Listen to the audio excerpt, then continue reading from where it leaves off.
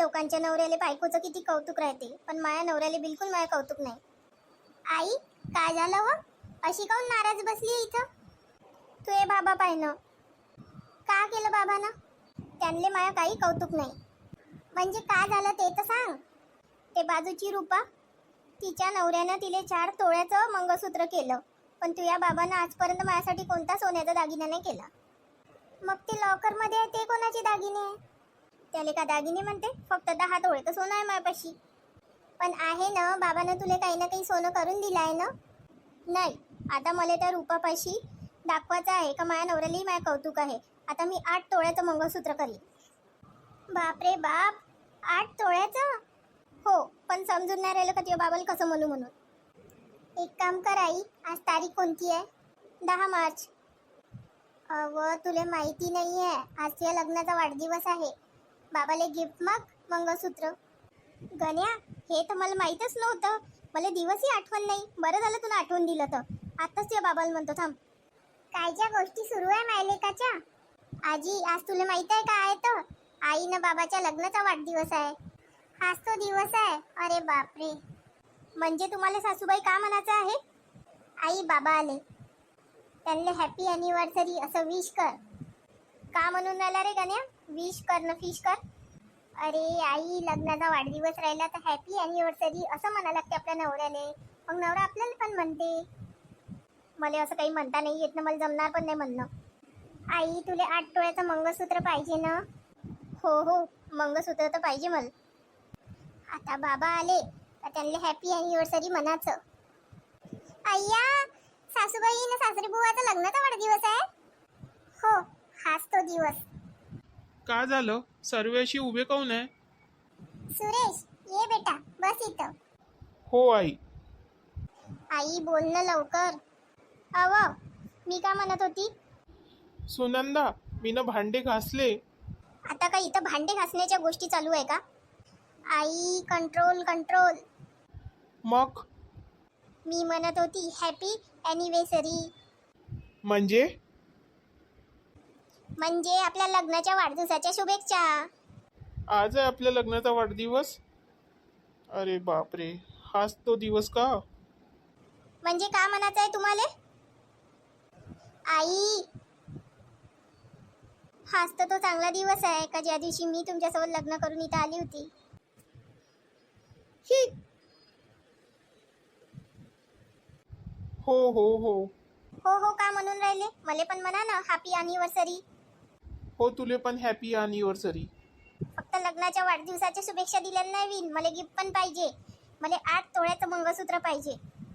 का म्हटलं तुला सुनंदा? 8 तोळ्याचं? हो. पण 8 तोळ्याचं मंगळसूत्र घेण्यासाठी मी पैसे कुठून आणू? ते मला काही माहीत नाही.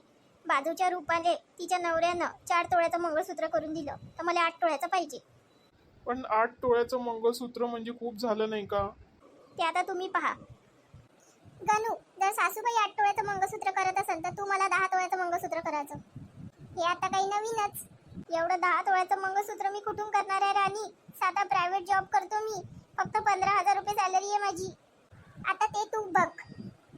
माझी गोष्ट ऐक पुष्पा, काही दिवस थांब, मग मी तुला मंगळसूत्र करून देईन. नाही राणी, तू पण ऐक. काही दिवसानंतर आपण काहीतरी दागिना करू. मला आताच पाहिजे आहे दागिना. गणू, काय झालं बे मन्या? एक अर्जंट काम आहे, लवकर ये. थांब राणी, मी येतो. गणू, तुला कुठेही जायचं नाहीये. मला पहिले सांग की तू मला दागिना करून देणार आहे की नाही, सांग. मी मन्यासोबत भेटून येतो, त्याच्यानंतर बोलतो तुझ्यासोबत. पहिले हो म्हण की दागिना करून दे. ठीक आहे, करून दे. पहा, तुमचा पोरगा पहा कसा आपल्या बायकोला फटकन हो म्हटलं. आता एवढे पैसे कुठून आणणार आहे? मागा आपल्या आईकडे. हो का? मतलब राहिला तर आई दिसते. ते मला काही माहिती नाही. मला फक्त 8 तोळ्याचं मंगळसूत्र पाहिजे. ठीक आहे, बघतो मी का करायचं तर. का झालं बे मन्या? मला का बरं घेऊन आला इथं तू? अरे, कीर्ती आली आहे. कीर्ती येऊन राहिली गावात, म्हणून मी तुला इथं घेऊन आलो. कीर्ती येऊन राहिली? किती मस्त न्यूज सांगितले बे मन्या तू ना. आज कीर्तीसोबत माझं लग्न झालं असतं तर राणीसारखी जिद्दी बायको मला भेटली नसती. त्यावेळेस तिच्या वडिलांना जर लग्नाची परवानगी दिली असती ना, तर आज कीर्ती माई बायको असती. किती स्वप्न पाहिले होते आम्ही दोघांना.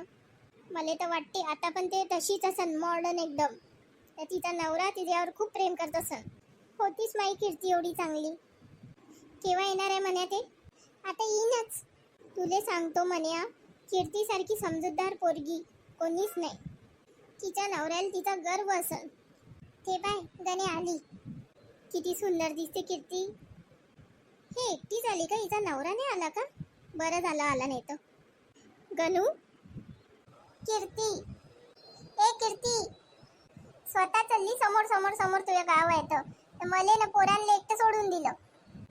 हा कोण आहे रे? कीर्तीचा नवरा ना कीर्तीची पोरं आहे. वाटून तर तसंच राहिलं. आई कुठं आहे मामाचं घर? मला खूप भूक लागली आहे. कोणासोबत बोलून राहिली? कोणासोबत नाही, गणू भेटला होता त्याच्यासोबत बोलून राहिली. अरे पोरांनो, मामाच्या घरी जायची वाटकाले पाहायची. आता हे 2 मामा भेटले ना, यांनीच काहीतरी खाऊ घेऊन मागा. म्हण्या आता कीर्तीचे पोरं मला मामा म्हणाल. हो, वाटून तर तसंच राहिलं. तू फक्त वाटून तर तसंच राहिलं, वाटून तर तसंच राहिलं म्हण. मामा मामा. का बेटा? चला लवकर ना, आम्हाला काहीतरी खायला घेऊन द्या. हो चला लवकर. वडापाव भेटत असेल तुमच्या गावामध्ये तर चांगलंच आहे. हो मामा, मला पण पाहिजे. तू तर एवढा लहान आहे, तुला काय पाहिजे? मी फक्त लहान दिसतो, पण मला सर्व आवडते खायला. चला ना मामा. मी काही नाही घेऊन देत. हा मागा आहे ना मन्या मामा, तो तुम्हाला काहीतरी खाण्याचं घेऊन देईन. मी काय घेऊन देऊ? तुझ्या कीर्तीचे पोर आहे, तू घेऊन दे. मला एक काम आठवलं आहे, मी चाललो. बाय. मला पण एक काम आठवलं आहे, मी येतो लवकर. आता आम्हाला खाण्याचं कोण घेऊन देईन बाबा? कसे आहे तुझ्या गावातले लोक? पोरा बाळांना काही खाण्याचंही घेऊन नाही देऊ शकत. तुम्ही काही घेऊन देऊ शकता? आता पण माझ्या गावात आले ना, तर सर्व माझ्या भावावर न माझ्या वडिलावरच पान खर्च. तर सासर राहते कायच्यासाठी? हो का? मग येऊ द्या मला पण तुमच्या घरी, मग पूर्ण वसूल करतो.